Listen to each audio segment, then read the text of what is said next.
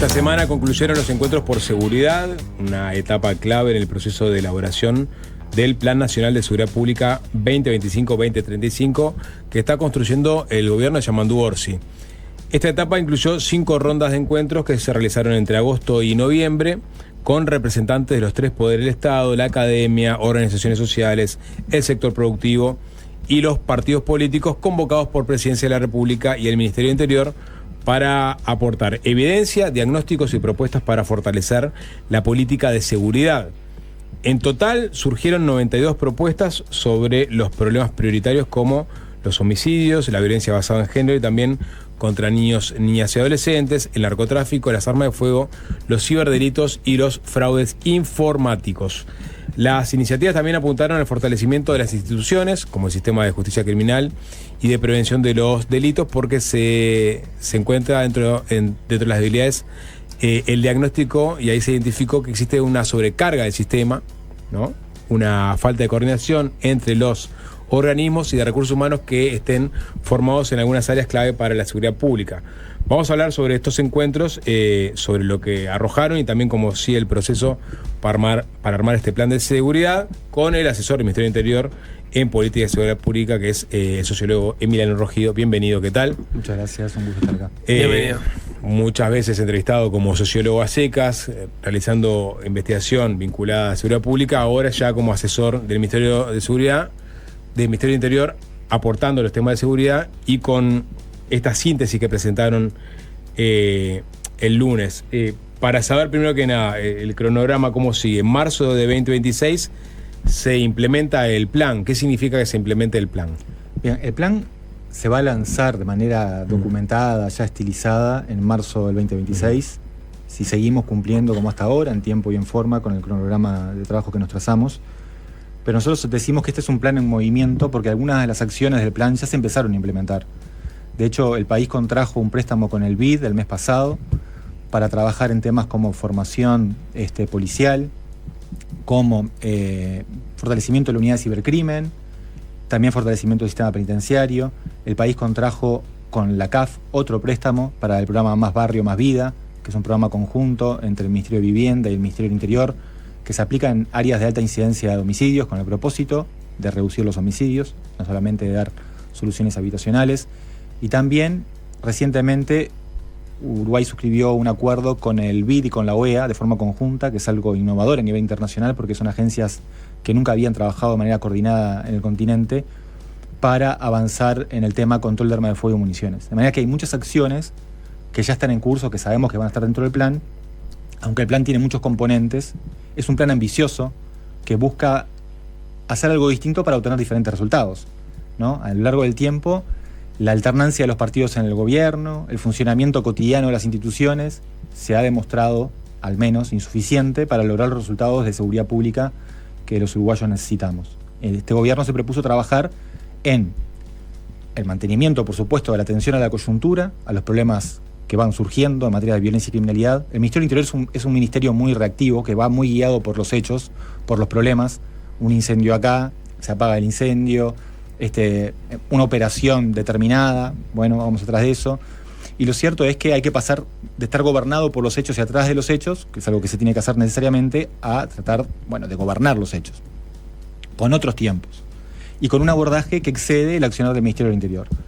Por eso se asumió el desafío de acompañar el trabajo cotidiano del Ministerio del Interior con el desarrollo, con el diseño de un Plan Nacional de Seguridad Pública, que es no del Ministerio del Interior, sino del Gobierno Nacional, de Presidencia de la República y del Ministerio del Interior, y que busca trabajar a corto, mediano y largo plazo en una serie de ejes estratégicos, ¿sí? En Uruguay estamos acostumbrados a discutir la seguridad pública como una cosa sola. Los problemas de seguridad los definimos así, y la respuesta también es bastante generalista, es la policía, la cárcel y las penas. Esta es la discusión tradicional que en el país se ha dado. Y tenemos el desafío ahora de empezar a ver problemas específicos, causas y oportunidades que esos problemas dan de intervenciones específicas. Y hacerlo articulando 2 cosas que son súper importantes para este Plan Nacional de Seguridad Pública: la participación social, la articulación de actores y la evidencia científica, ¿sí? Nosotros necesitamos movilizar los recursos que el país tiene hoy en día y que están mal aprovechados, no solamente en el Ministerio del Interior, sino a nivel de sociedad civil, a nivel del sector privado, a nivel de distintas agencias del Estado, a nivel de, cuando digo Estado, digo gobierno nacional, gobiernos subnacionales también, y hacerlo dialogar esto con la literatura científica internacional sobre qué funciona y qué no funciona. Para esto nos hemos tomado el trabajo de hacer, primero, un diagnóstico profundo de los problemas de violencia y criminalidad. Hasta marzo de este año, el país conocía solamente 5 indicadores de violencia y criminalidad: homicidios, rapiñas, hurtos, abigeatos y violencia doméstica. Nos estábamos perdiendo la mayor parte de la historia, porque el Código Penal es vastísimo. ¿Y qué veíamos? ¿Qué vimos a partir de marzo? Que mientras bajaban las denuncias de rapiñas y de hurtos, aumentaban exponencialmente las denuncias de estafas, de ciberdelitos, de extorsiones, de delitos vinculados al tráfico de estupefacientes, entre otros. Entonces, para empezar, sin dimensionar los problemas, bueno, la probabilidad de intervenir con éxito sobre ellos es muy baja. Primero el diagnóstico. Primero el diagnóstico. Que pero, no es... Dale, pero te quería preguntar una cosa vinculada a lo que te consultaba el Sapo, ¿no? El tema del cronograma, ¿no? Ahora vos tenés digamos, el cierre de estos encuentros. La pregunta es, de esto, ¿qué pasa al plan que se implementa en marzo? Porque ahora nos vamos a poner a hablar un poquitito de eso, pero de acá surgen muchas inquietudes, preocupaciones y propuestas. ¿Eso automáticamente va para el plan? ¿O cómo es el proceso donde una cosa te lleva a la otra? Claro, bueno, esto lo aclaramos desde el primer momento, también intentando ser responsables con las expectativas, ¿no? Cuando vos convocás a muchos actores, como hizo el presidente de la República y el ministro del Interior el 28 de julio, tenés que ser claro en qué esperás. Nosotros los invitamos a ser parte de la discusión y el diseño de una política importante, pero les dijimos desde el primer momento, esto no es un cogobierno. Acá es el gobierno nacional, recientemente electo, legitimado por las urnas, el que tiene tanto el derecho como el deber de gobernar. Acá no hay una transferencia de responsabilidad, pero lo vamos a hacer consultando a actores relevantes, entre otras cosas. Entonces, siguiendo con tu pregunta, hay 92 propuestas. Estas propuestas son de diferentes actores. Estas propuestas son, algunas de ellas contradictorias entre sí, porque representan enfoques diferentes sobre los problemas. En alguna medida también se solapan, porque apuntan de manera similar a la misma solución para el mismo problema. De modo que estas propuestas son un insumo, entre otros insumos. O un insumo fundamental es el que estamos haciendo a través de una consultoría que sistematiza 200 metaanálisis y revisiones sistemáticas a nivel internacional.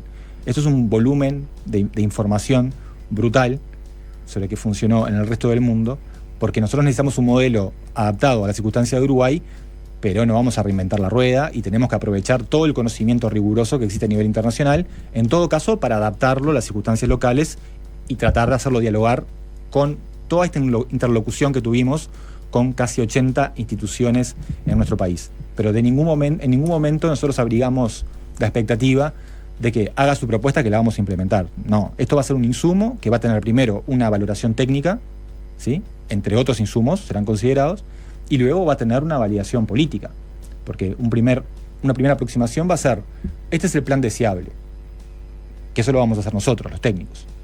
Luego va a caber a las autoridades políticas, al presidente de la República y al ministro del Interior, entre otras autoridades de primer nivel, decir, bueno, de lo deseable, ¿qué es lo posible? Dadas restricciones económicas, restricciones políticas, normativas, aspectos de distinta naturaleza, ahí juega la política y nosotros, el proceso es trazable, pero nosotros no esperábamos poner esta propuesta vino de tal actor y la incorporamos así como está. Y el plan deseable, o sea, digamos, cuando el equipo técnico elabore un plan, que eso después va a pasar a la consideración política, ¿eso va a estar público? ¿Se va a saber? Va a estar público, sí. Hay 2 insumos técnicos, digamos, que están públicos. El primero lo presentamos el lunes de esta semana, ¿no? Es la síntesis de los encuentros por seguridad. Ahora estamos pidiendo autorización a todas las instituciones para publicar las propuestas en la íntegra, tal como las presentaron, no solamente el análisis que nosotros hacemos y el resumen que nosotros hacemos. Porque las propuestas aparecen, pero sin el origen, digamos. Y no de forma acabada, sino simplemente aparece un esquema. Exacto, aparece un análisis de las propuestas. Sí. Nosotros ahora pedimos autorización, porque esto no lo habíamos hablado, para publicarlo. Si alguien no quiere que lo publiquemos, no lo publicamos, bien, pero nos gustaría publicarlo, porque esto también está bueno. Una propuesta no es una viñeta, una idea un título de una idea que estaría bueno hacer porque se me ocurre a mí. Una propuesta implicó un trabajo serio de articulación de las ideas, de definición de un objetivo, de definición de acciones, de definición de quién lo tendría que implementar, cuándo se tendría que implementar, dónde se tendría que implementar. Un documento que hicieron las instituciones, ¿sí? Que tenía un nivel de elaboración. obviamente de diferente calidad, de instituciones de diferente tipo, pero a nosotros nos gustaría mostrar en la íntegra también esos documentos. Entonces, un elemento técnico, un insumo técnico será ese. Y otro insumo técnico va a ser el informe de la consultoría que les mencionaba, que está haciendo esta evaluación rápida de 200 metaanálisis y revisiones sistemáticas. Todo esto y otras cosas, como una plataforma de participación ciudadana digital, que nosotros también abrimos para recibir aportes de ciudadanos, no en representación de instituciones, sino a título individual, como una mesa de trabajo que tenemos a la interna de la policía. Con la Policía Nacional participó de los encuentros por seguridad, pero a su vez nos dimos un espacio de trabajo interno para pensar en la modernización de la policía, ¿sí? Discusiones más íntimas sobre, bueno, qué policía tenemos, qué policía queremos y qué necesitamos hacer para llegar en un periodo de tiempo de 10 años, que es el que el Plan Nacional de Seguridad Pública plantea. Ahora, de estas 92 propuestas, vos te has dedicado, recuerdo, uno de los trabajos que presentaste en tu vida anterior, digamos, como asesor desde la academia del Ministerio del Interior. Claro, bueno, eso no lo tengo claro. Era justamente analizar experiencias en la región que funcionaban y que no funcionaban vinculados a programas. No, ahora no me acuerdo si era de homicidios estrictamente o de violencia en general. O sea, vos conocés de propuestas y qué se viene haciendo en la región y en el mundo a propósito de este asunto. De estas 92 propuestas que aparecieron, ¿hubo algunas que dijiste, bueno, esto no lo conocía o no se me había ocurrido, no lo había visto y es interesante? Hay propuestas interesantes. El estudio que había hecho tenía que ver con homicidios, específicamente, y ahora abarcamos muchísimos temas. Entonces, sí, se amplió el abanico. Se amplió muchísimo el abanico y surgieron muchas ideas interesantes, sí. Podemos, si ustedes quieren, podemos mencionar algunas. Sí, a ver, vayamos, porque son muchos capítulos, obviamente, porque está compartimentado en diferentes líneas de trabajo, pero si querés hacer un highlights de las propuestas, adelante. Claro, son 92 y hay muchas interesantes. Podemos mencionar algunas como para que ustedes vean lo disruptivas que pueden llegar a ser, ¿no? Ideas que no están presentes en el debate público. Una idea que parece muy simple, pero que es muy poderosa, es la de articular mejor con la seguridad privada. Tenemos 23.000 funcionarios, guardias privados de seguridad de nuestro país, que están trabajando para sus empresas. Y son 23.000 personas mirando, escuchando, ¿sí? Que hoy en día no funcionan como un recurso para la seguridad pública, ni siquiera informan el despliegue de la fuerza pública, la presencia de los guardias privados de seguridad. Y las empresas están disponibles a contribuir, los sindicatos los guardias privados están dispuestos a contribuir, y además de la presencia de los guardias, tenemos la presencia de circuitos cerrados de televisión, autos, tecnología de diferente tipo, que están en manos de las empresas privadas, que no es poca cosa, porque estamos hablando de 23.000 personas, es prácticamente duplicar la fuerza de recursos humanos, claro, de seguridad en calle. Tú esto ya lo habías comentado. Lo que no habías comentado, no habías avanzado, es de qué forma incorporarías esos recursos humanos y esa tecnología al trabajo de seguridad pública que hace el Estado. Claro. O sea, porque vos obviamente no van a ser el brazo, no van a ser un brazo armado o un brazo vigilante del Estado. Tenés que articularlo de otra forma. Hay que articularlo de otra forma. Y tienen que estar afines ellos a hacerlo. No solamente los sindicatos, sino las empresas. Hoy en día muestran la mayor disposición. De hecho, son ellos los que vienen impulsando esta agenda desde hace mucho tiempo. Eso también es curioso. Pero entonces, ¿qué harían concretamente? Bueno, a nivel internacional, esto no es un invento. A nivel internacional hay muchos modelos de articulación público-privada, ¿sí? Lo primero que hay que hacer es tener una mesa para dialogar, tener una comisión público-privada para pensar las funciones de cada uno y también atender intereses de las empresas privadas, como por ejemplo, y que ellas están reclamando, como por ejemplo una mayor fiscalización de la informalidad en el sector, porque las empresas quieren profesionalizarse y quieren reducir en la medida de lo posible la competencia desleal, que es además un ámbito de explotación de trabajadores, de presencia de armas en condiciones dudosas, o sea, muy turbio todo, ¿no? Ellos quieren que la fuerza pública fiscalice, establezca estándares mínimos de formación, exija niveles de formación a las empresas para profesionalizarlas. Entonces, se necesita una mesa de trabajo para empezar a discutir, pasando el peine fino, qué modelo nosotros vamos a adoptar. Los modelos son muy variados. Pero dame un ejemplo que sea aplicable a Uruguay. Bueno, hay muchos ejemplos. Lo que pasa es que yo no sé cuál es el aplicable a Uruguay porque necesita una mayor profundidad de trabajo. Pero, por ejemplo, en España, los guardias privados de seguridad, en ocasiones, cuando hay un evento puntual, pueden asumir funciones de policía en ciertas ocasiones para atender ciertos eventos. Pongamos, por ejemplo, un clásico de fútbol. ¿Y ahí qué significa? ¿Que estén armados o que tengan poder, digamos, de... Tienen poder de policía, disuasión, pueden arrestar, etc. Exacto. Entonces, eso es un tema. Otro tema que les interesa a los guardias... Perdón, ahí le tienen que pasar por una formación policial. Exacto. Tienen una formación diferente. Ya tienen una formación diferente los guardias privados que pueden portar armas de fuego. Que es algo que, entre otras cosas, a las empresas no les agrada. Porque portar un arma de fuego para un guardia privado de seguridad es un riesgo muy grande, ¿sí? Nos ponían un ejemplo, la gente de las empresas, que tenían un guardia privado de seguridad armado, porque muchas veces los clientes piden guardias armados con la esperanza de que eso represente una mayor seguridad. Tenían un guardia privado armado custodiando unos ganados de laboratorio que habían sido animales de laboratorio cerca de las inmediaciones del estadio de Peñarol, el campeón del siglo. Entonces, tenían a este angelito armado ahí, cuidando ganado, que tampoco era valor que fuera muy importante. No era transporte de dinero, por ejemplo, en un coche de estos los blindados. Y claro, sale la hinchada de Peñarol y tenés un tipo armado ahí, la probabilidad de que le roben el arma es altísima. Y no hay forma de que un tipo solo pueda detener un malón de gente. Entonces decían, bueno, tenemos que empezar a ver cuándo se justifica, de acuerdo a un análisis de la seguridad, que haya un guardia armado. Y ellos preferían, de hecho, de que repartirse la cancha con la policía para que los que estuvieran armados, cuando se requirieran personal de seguridad armado, que fueran más bien 222, personal policial. A ellos no les hacía tanta gracia tener guardias privados. Entonces, digo, hay una agenda amplia de trabajo, de coordinación con la seguridad privada, con intereses mutuos y no contradictorios, de ganar-ganar. Es una idea que, advierto, puede llegar a generar mucha discusión también, porque si lo discutís con la limpieza a propósito de, no sé, lo que es una tercerización, podés terminar teniendo esa misma discusión con la policía y los guardias de seguridad si están en ese nivel de complementación, ¿no? Es una discusión compleja porque también los policías tienen, los funcionarios policiales, los sindicatos policiales tienen el servicio 222, que es un complemento para ellos salarial importantísimo. No digo que sea un tema fácil, digo que es un tema donde hay oportunidades importantes de articulación y donde se pueden hacer cosas de alto impacto con bajo costo.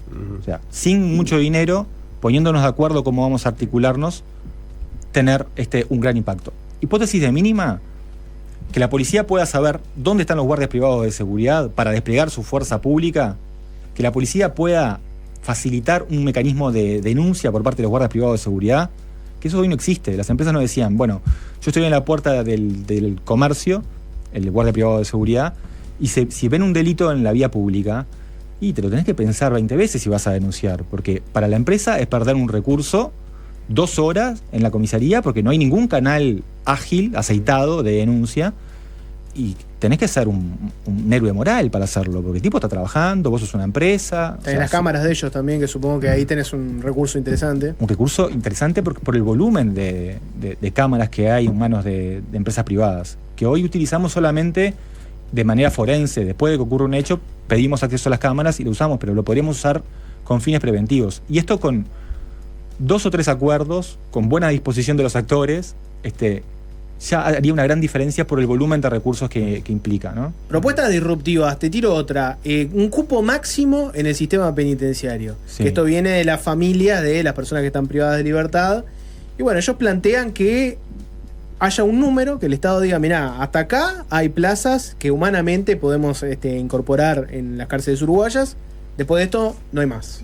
Contá un poco de esa propuesta. Esa es una propuesta de la sociedad civil, ¿no? Que atiende un tema súper sensible como el sistema penitenciario, que es uno de nuestros dramas en materia de seguridad pública.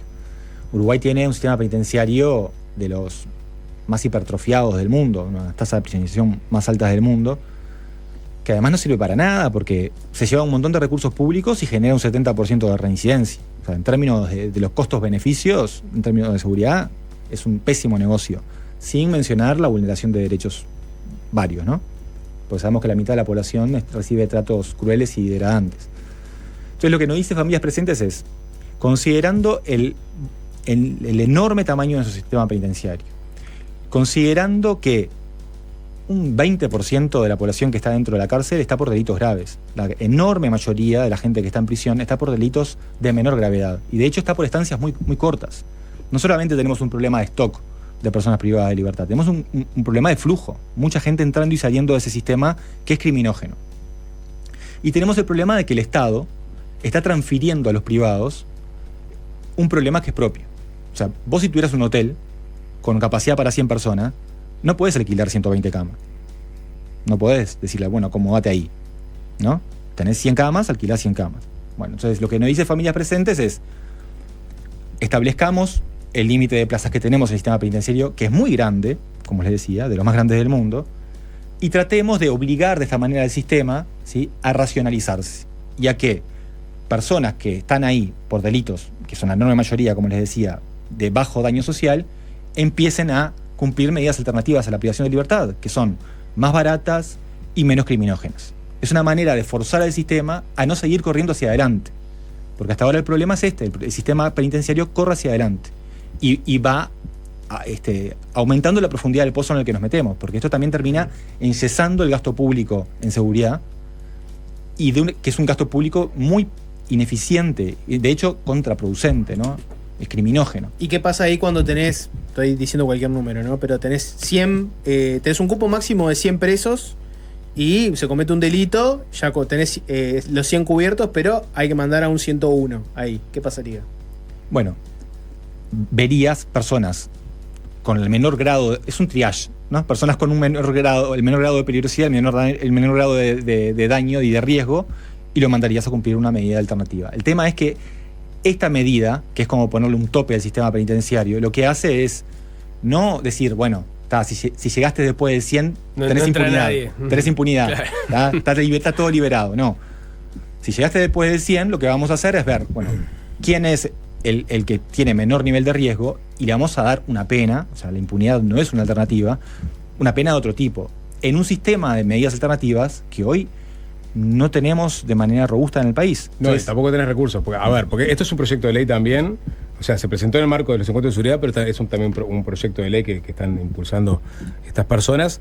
Que, como decís vos, o sea, por un lado tenés bimestralmente, ellos proponen que haya una comisión que evalúe a los reclusos, y esos reclusos que eventualmente puedan tener medidas alternativas a la prisión, es decir, cumplir penas alternativas, para estar a raya con los cupos. Y por otro lado, cuando un juez manda a prisión a una persona, evaluar bien antes si esa persona eventualmente puede o no cumplir una pena alternativa. Eso sería un poco...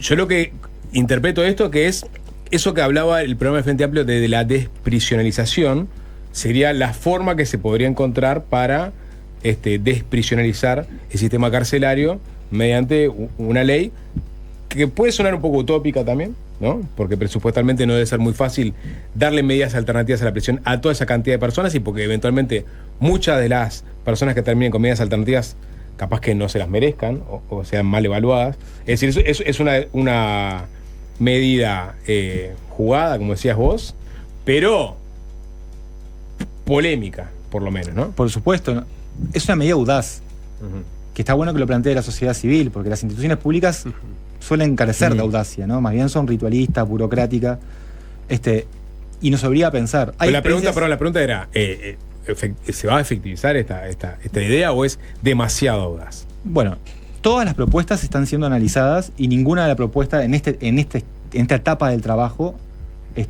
ha sido validada. Todas van a ser discutidas, ¿sí? Lo que hace esta propuesta de Familias Presentes no es desprisionalizar tampoco, es no seguir prisionalizando. Porque lo que dice es, si tenemos una capacidad para 15.000 personas en el sistema penitenciario, bueno, no sigamos construyendo más y tratemos, vos planteabas, Sapo, el riesgo de que las personas cumplan medidas alternativas o sustitutivas, como puede ser la prisión domiciliaria, ¿no? También, sin merecerlo. Bueno, hoy lo que está pasando es al contrario, la gente está cumpliendo cárcel sin merecerlo por delitos menores. Y eso es carísimo, nos cuesta mucha plata. O sea, este desastre que es el sistema penitenciario nos cuesta mucha plata. Nos cuesta aproximadamente, bueno, esto ha bajado porque el sistema penitenciario se ha expandido y el presupuesto no lo acompaña, es otro drama, pero según datos del comisionado hasta hace poco tiempo, costaba $1.000 por mes por persona privada de libertad. Pero $1.000 por mes, ¿para qué? porque las personas dependen de la familia para comer. Es para mantenerlos ahí adentro, para que salgan, para que reciban un 70%. O sea, es el peor negocio de tu vida.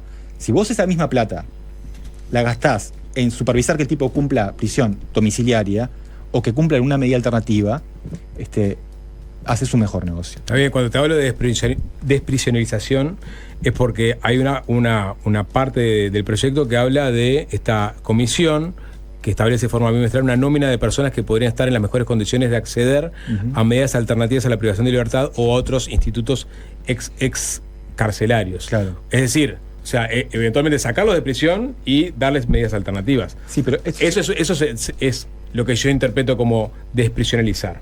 La capacidad del sistema vos la seguís aprovechando.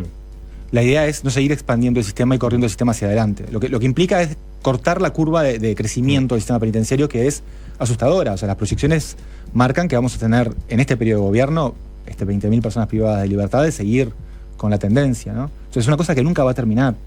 Y que no nos... Ya se cayó el mito de que los mandamos a la cárcel y estamos seguros. Esto la gente lo tiene que entender. No, la cárcel no nos está generando seguridad. Y las oportunidades de rehabilitación que el Estado no puede aprovechar por el volumen de gente que tiene dentro de prisión, la aprovechan los grupos criminales, que lo vemos. Esto no es una hipótesis trasnochada, es lo que vemos en la región. Nuestros problemas de violencia y criminalidad pueden cambiar al siguiente nivel, sobre todo dentro de las cárceles. O sea, esta idea de bomba del tiempo es tal cual. Entonces, tenemos que abordar ese problema. Si es de esta manera o de otra, bueno, hay que discutirlo. Pero tenemos que hacer algo audaz con las cárceles. No solamente seguir construyendo plazas y aumentando un poco el presupuesto para el sistema penitenciario. Tenemos que cambiar el modelo de sanción penal. No enfocarlo solamente en la cárcel. La sanción penal tiene que ser más diversa. Tiene que ser más eficaz y más eficiente. Hay que hacer una pausa. Seguimos conversando después con Emiliano Rogido, el asesor del Ministerio del Interior. Es fácil desviarse. Hablando con Emiliano Rogido, asesor del Ministerio del Interior, a propósito de esta síntesis que el Ministerio del Interior presentó de los encuentros por seguridad que se desarrollaron durante algunos meses y que, bueno, son insumos para el Plan Nacional de Seguridad Pública que piensa desplegar este gobierno para este quinquenio y también para el quinquenio que viene. Es una política de Estado, si se quiere, porque justamente trasciende un gobierno. Uno de los capítulos es el de homicidios, ¿no? Tema que tú has trabajado mucho. Y antes de meternos en lo que arrojó, digamos, esos encuentros vinculados a homicidios, el otro día Presidencia sacaba una comunicación que me intuyo que parte del propio Ministerio del Interior, en donde daba algunos datos, digamos, alentadores sobre la evolución del combate al crimen. Y ahí está: Uruguay avanza hacia una seguridad más efectiva, más inteligente y más cercana. Dice: caída de los principales delitos, golpe al narcotráfico, 2.300 detenciones, nueva estrategia de inteligencia y control, se duplicó la incautación de cocaína, disuasión inteligente, innovación, prevención, educación. Pero aparece un dato que dice: resultados en investigaciones de alto impacto, 80% de aclaración de homicidios. ¿Es así? Ese dato está incompleto. Es en algunos departamentos del país.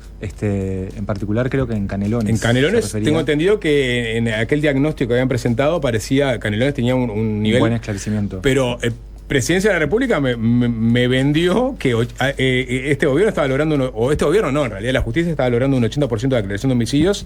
No, y no es así. Este dato no es así. A nivel nacional no es así. Creo que esto fue algo que salió, que se identificó después como un error y que se corrigió, hasta donde yo entiendo. Sigue subido este tuit. Entonces, no, a nivel, no es un dato nacional. Está. Porque, para complementar esto, este gobierno entiende que el ministro del Interior, sobre todo, ha hecho hincapié en que la mejor forma de disuadir a los delincuentes, a los homicidas, no es por las penas, sino por el esclarecimiento de los homicidios. Saber que si vos matás a alguien, hay altas chances de que te culpabilicen. Absolutamente. ¿No? Entonces, y presentando estas cifras, decíamos, están teniendo un éxito bárbaro. No es así. O sea, el esclarecimiento viene aumentando, el esclarecimiento de los homicidios. A nivel regional tenemos un buen esclarecimiento de homicidios. Hubo un cambio, un punto de inflexión, si ustedes quieren, en el periodo anterior, en el año 2023, creo que fue, 2024, con la creación de la Dirección de Investigaciones de Homicidios, que fue una de las recomendaciones que en su momento también hicimos con aquel estudio sobre los homicidios. Eso permitió trabajar de otra manera y articular mejor el trabajo de policías de investigación y de fiscales, y eso viene aumentando el nivel de esclarecimiento de homicidios. El 80% refiere a un departamento en particular o algunos departamentos del país, no todo el país. La community manager de presidencia. ese era un punto que el propio Negro, siendo fiscal de homicidios, destacaba, que ese cambio había ayudado a mejorar sin duda el trabajo, por lo pronto, de la fiscalía que a él le tocaba trabajar. Pero ya que fuimos por ese lado, el ministro en la presentación o en el discurso de apertura, cuando se presentó la síntesis de los encuentros por seguridad, mencionó un aspecto concreto que es la operación Atenea. Dijo que llevamos más de un mes sin homicidios ni heridos frutos del enfrentamiento entre bandas en los cuadrantes donde se aplica la operación. ¿Eso podemos explicar qué es lo que se está haciendo en relación a eso? Yo no te lo puedo explicar porque no estuve trabajando en esta operación, no sabría darte detalles. Yo estoy trabajando en el plan. Como te decía, el ministerio está trabajando a dos tiempos, ¿no? Claro, pero como fue en el marco y se ha hablado tanto de que es un plan en movimiento y que hay cosas que ya se están haciendo, capaz que venía por ahí, tenía que ver con algún tipo de programa específico que se estuviera aplicando de una forma especial y que fuera parte también del plan de seguridad. No, lo que sí sé que se está haciendo es trabajar de manera focalizada, que es una recomendación que también surge aquel informe. O sea, los homicidios no se distribuyen de manera aleatoria en el territorio. Hay áreas que tienen alta incidencia de homicidios y los esfuerzos se tienen que focalizar en los territorios más afectados, en las poblaciones más afectadas y también en los días y las horas más calientes, porque hay patrones temporales y espaciales del homicidio. Entonces, sé que el despliegue policial se está pensando de esta manera, para acompañar las manchas, digamos, del homicidio. Y que ahí se despliegan operativos policiales de presencia en estos territorios, pero no puedo darte el detalle porque eso es un trabajo policial del cual yo no participo. Pero sí, sobre los encuentros, las propuestas vinculadas al capítulo homicidio, ¿qué resaltarías vos de lo que arrojaron esos encuentros? Bueno, el capítulo homicidios, el tema homicidios es de lo que recibió menos propuestas. El tema, recibió 7 propuestas. Ahí hay una propuesta a la que yo le tengo mucha fe, que ya lo habíamos hablado también en su momento, que es el trabajo con el Ministerio de Salud Pública en la atención de heridos por arma de fuego. Lo que nosotros vimos también en el diagnóstico. La presentaste vos. No, porque vos has insistido mucho que para bajar los homicidios basta con mejorar la atención médica de las personas que llegan heridas. Especialmente en algunos lugares que sabemos que por lo general las personas que terminan falleciendo en el marco de homicidios por herida de bala suelen aparecer de determinados hospitales específicos, no de todos. En aquel informe presentado en 2023 se planteó esta posibilidad, surgió ahora en el marco de las mesas, y pasa esto. Lo que nosotros vimos en el diagnóstico que hicimos ahora para el plan es que hay una correlación muy alta entre los heridos por arma de fuego y los homicidios, ¿sí?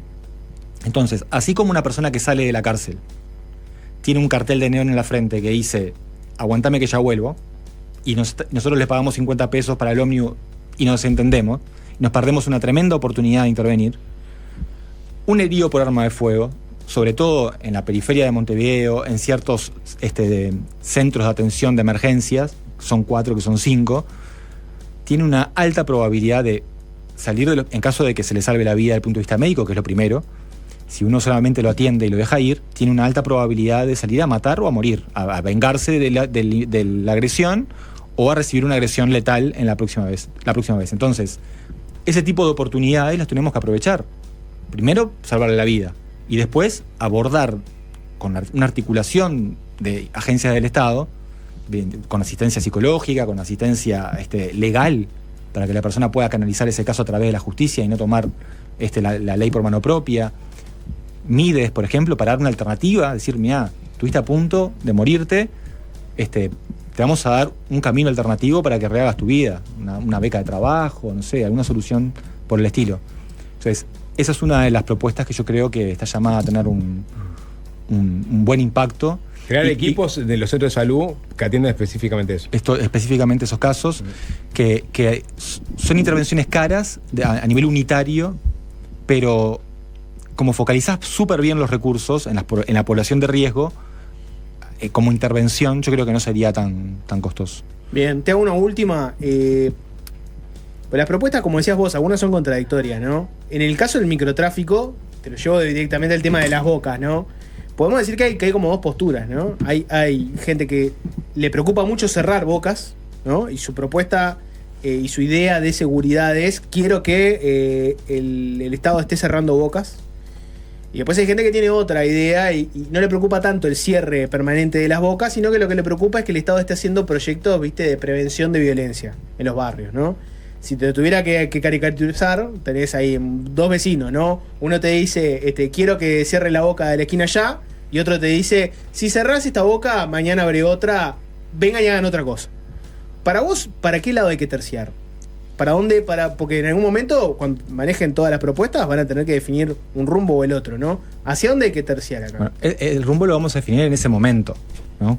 Cuando nosotros lancemos el plan, que nos vamos a posicionar en relación a todas las propuestas. Pero en cuanto a lo que vos preguntás, Jorge, el vecino siempre va a querer que le cierren la boca. Si le preguntás al vecino si está contento con la boca de la esquina de su casa, te va a decir que no. Siempre.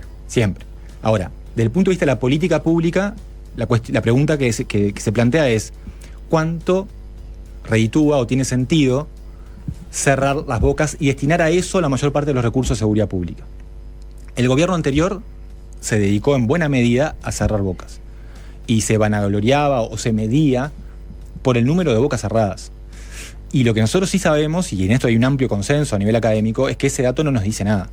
Porque vos no tenés un censo de bocas para saber si estás avanzando o retrocediendo. Y tampoco tenés una medida de las bocas que se abren por cada boca que vos cerrás.